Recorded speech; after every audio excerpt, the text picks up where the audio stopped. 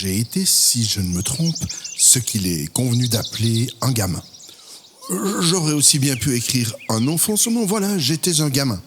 Je venais alors déjà dans cet endroit, souvent, hiver comme été, endroit dont je connais, à force de les aimer, le moindre recoin.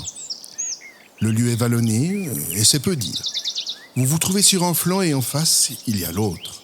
Cela, visuellement, restreint fort votre champ, ce dont vous n'avez cure, car vous scrutez chaque détail, chaque nouveau sapin, chaque point mouvant pouvant être un sympathique bovidé, mais aussi un membre velu d'une sauvagine montagnarde. Acoustiquement, en temps normal, l'adret et l'ubac ne fournissent aucune occasion d'extase. J'ai l'ouïe nettement plus développée que la vue, je sais donc de quoi je parle. Il en est ainsi sauf pendant les tempêtes d'été.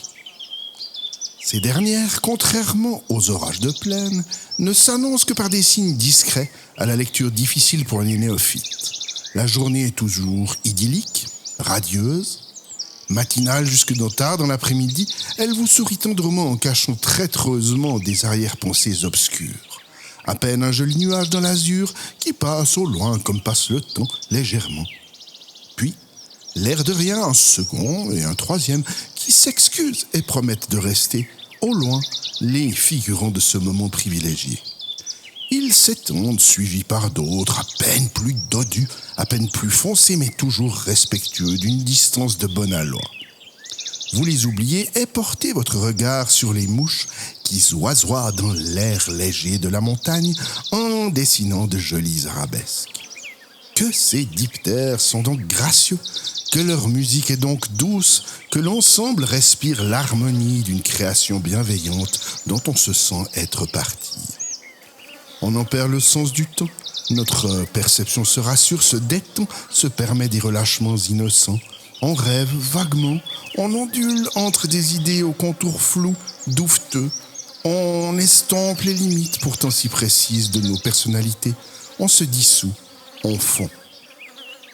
C'est une erreur. Notre bienheureuse torpeur s'altère doucement. Oh, à peine un souffle, mais un souffle qui a le malheur d'être, lui, réel, tangible. Il vous caresse la joue avec insistance, comme si les puissances en latence vous faisaient l'honneur d'un préambule incantatoire.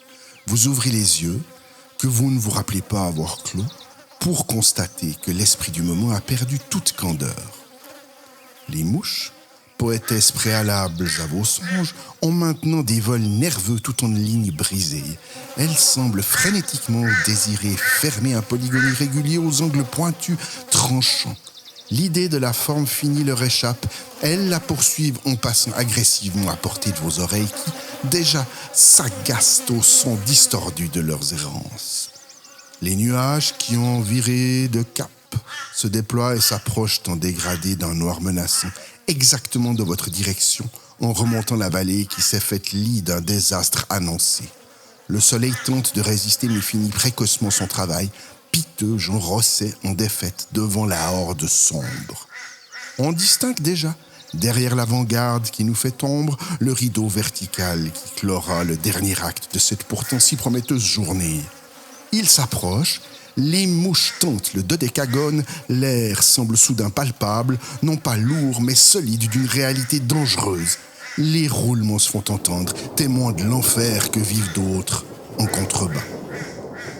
Vous cultivez l'espoir d'un revirement, mais le vent, hilar, vous assène une progressive entrée en matière. Le monde, pourtant calme et silencieux, s'éveille par le bruissement des feuilles qui va s'intensifiant avec une irrégularité promettant des bourrasques ravageuses. Le front pluvieux s'approche, tel un brouillard malfaisant.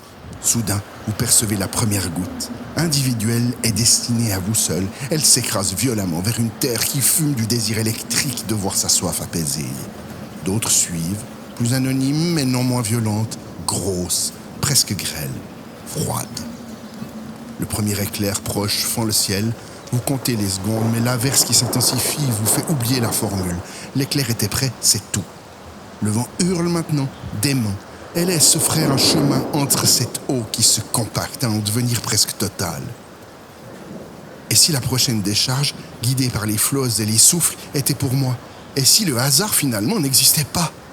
La pluie redouble, les rafales détruisent méticuleusement tout rythme possible, le tonnerre se mélange à son propre écho, monstrueusement amplifié par la vallée dont l'existence même est une malédiction. Vous regrettez d'avoir sommeillé, vous auriez voulu faire barrage à cette nature qui se rit bien de votre misérable existence, vous n'êtes plus rien à nouveau, mais avec une conscience aiguë de votre précarité. Puis tout revient au calme, mais cela n'a aucune espèce d'intérêt. Gamin, j'adorais et craignais l'avenue de ces orages d'été en montagne. J'ai gardé un accès secret à ce petit garçon terrorisé et émerveillé qui, à l'époque, n'avait pas les mots pour exprimer l'inexprimable. Il n'a rien perdu, il est encore là. Olivier, le 24 juillet 2025 est le 24 juillet 1975.